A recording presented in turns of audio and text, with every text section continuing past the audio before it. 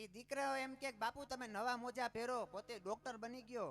અને પછી બાપુએ કીધું કે ના બેટા, મને તૂટેલા ફાટેલા મોજા પહેરવા દે. અને સાહેબ, અને પછી એ બાપની ઈચ્છા હતી કે બેટા, હું જ્યારે ગુજરી જાઉં ને ત્યારે મને આ ફાટેલ કપડું પહેરાવજે, ફાટેલ મોજું પહેરાવજે. અને ત્યારે બાપ ગુજરી ગયો. અને પછી દીકરાએ ફાટેલું મોજું પહેરાવ્યું. ત્યાં સમાજે કીધું કે એ ફાટેલું મોજું લઈ લ્યો.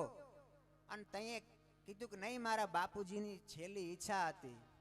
અને ત્યાં કીધું બીજા ભાઈ આવીને કે તમારા બાપુજીએ મને એક ચિઠ્ઠી આપી, વાંચો તા.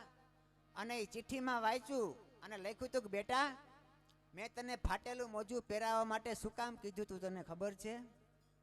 તને ખબર પડે કે આ દેશના આપણા જ્ઞાતિજનો હોય કે દુનિયાના કોઈ લોકો હોય, એ ફાટેલું કપડું પણ ભેગું લઈ જવા દેતા નથી લઈ જવા દેતા. બાપ, તો સંપત્તિ મળી હોય તો આવા સારા કામમાં વાપરજો ભલા માણા.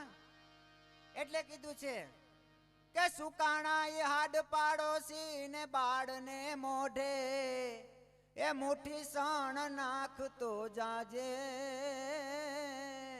એ મળ્યું હોય તો આપતો જાજે. તો દીધું હોય તો આપજો મારા બાપ. પ્રસિદ્ધ હનુમાન દાદાના સાનિધ્યમાં એ બધાય રકમ વપરાવાની છે. તો જાજો સમય ન લેતા, જેનું દેશ પરદેશમાં અને જેનું ગુંજતું એવું નામ છે એવા આપણા પરસોત્તમપુરી બાપુને આપણે વિનંતી કરીએ.